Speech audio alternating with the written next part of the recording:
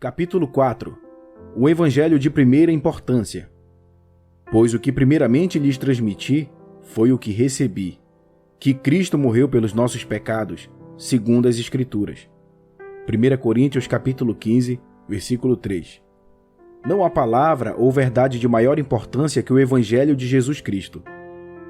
As Escrituras estão cheias de mensagens, sendo a menor delas mais valiosa que o montante de todas as riquezas do mundo, e mais importante que os maiores pensamentos jamais concebidos pela mente humana. Se o próprio pó da Escritura é mais precioso que o ouro, como calcularemos quão digno e importante é o Evangelho? Até mesmo dentro das próprias Escrituras, a mensagem do Evangelho é sem igual. A história da criação, embora delineada com esplendor, se prostra diante da mensagem da cruz. A lei de Moisés e as palavras dos profetas apontam além de si mesmos para esta mensagem singular da redenção. Até mesmo a segunda vinda de Cristo, apesar de toda sua maravilha, permanece nas sombras do Evangelho. Não é exagero dizer que o Evangelho de Jesus Cristo é a maior mensagem e a mais essencial, a acrópole da fé cristã, a fundação da esperança do crente. Não há nada mais importante, mais útil e mais necessário para a promoção da glória do reino de Deus. Tomando emprestada a linguagem de Provérbios, nós corretamente podemos dizer do Evangelho: pois a sabedoria é mais proveitosa do que a prata e rende mais do que o ouro, é mais preciosa do que rubis, nada do que você possa desejar se compara a ela. Sendo isso verdade, compreender o Evangelho deve ser a nossa magnífica obsessão. É uma tarefa impossível, mas é digna de cada ínfimo esforço gasto, pois lá encontraremos todas as riquezas de Deus e toda a alegria verdadeira para o crente. O Evangelho é digno de nos separarmos de qualquer empreendimento menor e prazer inferior, a fim de que sondemos as profundezas da graça de Deus revelada nessa mensagem singular. No livro de Jó, capítulo 28, versículo de 1 a 9, contém uma bela ilustração de tal paixão. Existem minas de prata e locais onde se refina o ouro. O ferro é extraído da terra, e do minério se funde o cobre. O homem dá fim à escuridão e vasculha os recônditos mais remotos em busca de minério, nas mais escuras trevas. Longe das moradias, ele cava um poço, em local esquecido pelos pés dos homens. Longe de todos, ele se pendura e balança. A terra, da qual vem o alimento, é revolvida embaixo como que pelo fogo. Das suas rochas saem safiras, e seu pó contém pepitas de ouro. Nenhuma ave de rapina conhece aquele caminho oculto, e os olhos de nenhum falcão o viram. Os animais altivos não põem os pés nele, e nenhum leão ronda por ali. As mãos dos homens atacam a pederneira e transtornam as raízes das montanhas. Mesmo no mundo antigo de Jó, havia homens dispostos a irem aos limites mais distantes, a se privarem da vida na superfície, a cavarem através da rocha sólida em meio à escuridão de trevas profundas, a arriscarem suas vidas e corpos e a não deixarem nenhuma pedra sem ser examinada em sua busca pelos tesouros desta terra. Quanto mais nós, que fomos iluminados pelo Espírito Santo e que experimentamos a bondade da palavra de Deus e os poderes do mundo vindouro, devemos estar dispostos a abandonar as coisas de menor glória na busca das glórias de Deus no Evangelho de Jesus Cristo? Por que então a paixão pelo Evangelho é tão rara entre o povo de Deus? Um Evangelho diluído. Primeiro, devemos entender que o Evangelho que foi, de uma vez por todas, confiado aos santos, passou por diversas revisões e reduções nas últimas gerações.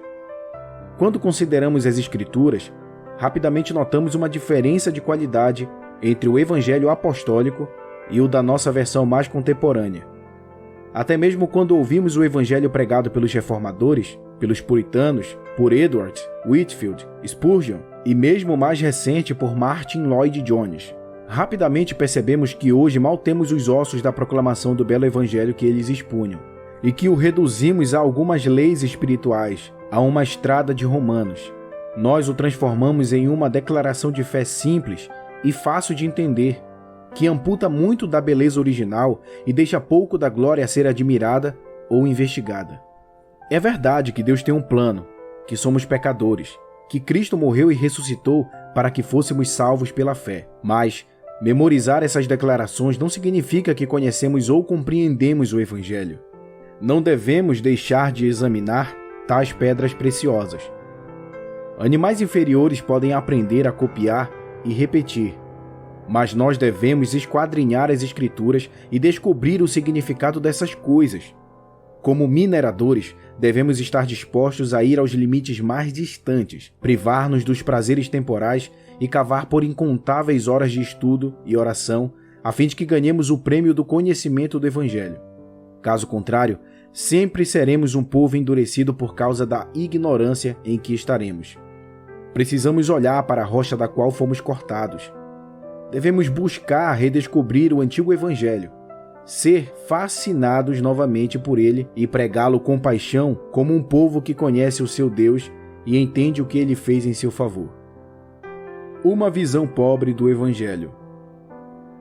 Uma segunda razão pela qual o povo de Deus não possui hoje uma paixão pelo Evangelho é que muitos o veem como nada além do que um cristianismo para iniciantes, ou alguns passos de bebê tomados para entrar na fé cristã que são rapidamente dominados e deixados para trás em troca de coisas mais profundas.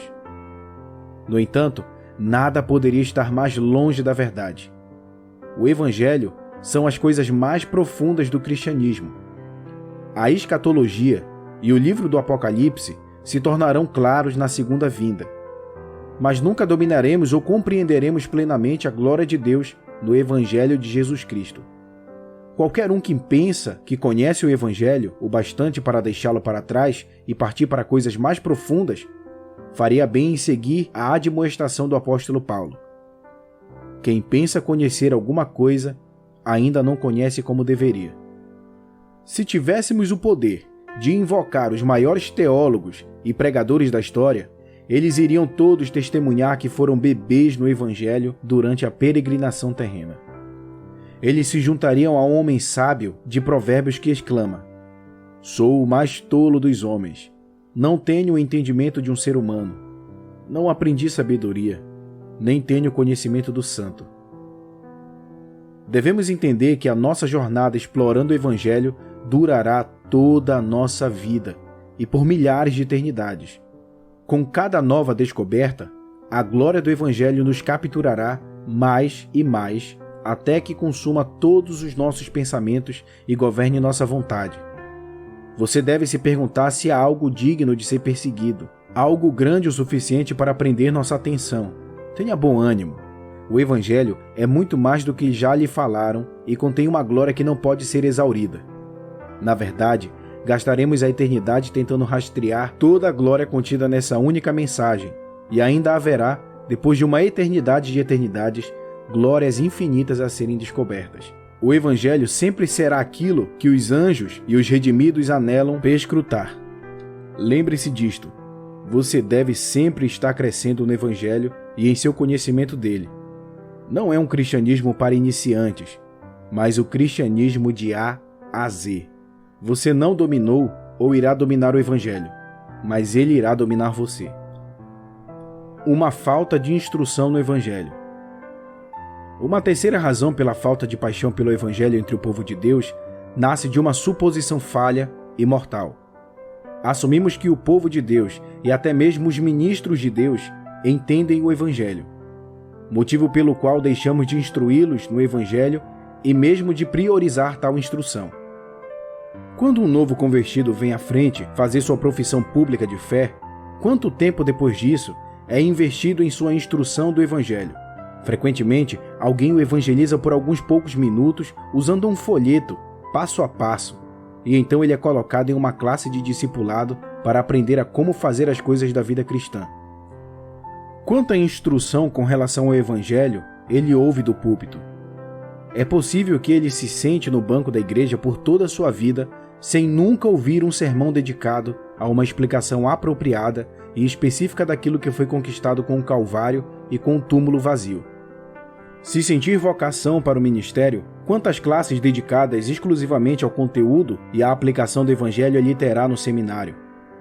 Uma pessoa teria de procurar por currículos de muitas instituições religiosas antes de achar uma classe sequer que fosse especificamente dedicada a tal propósito.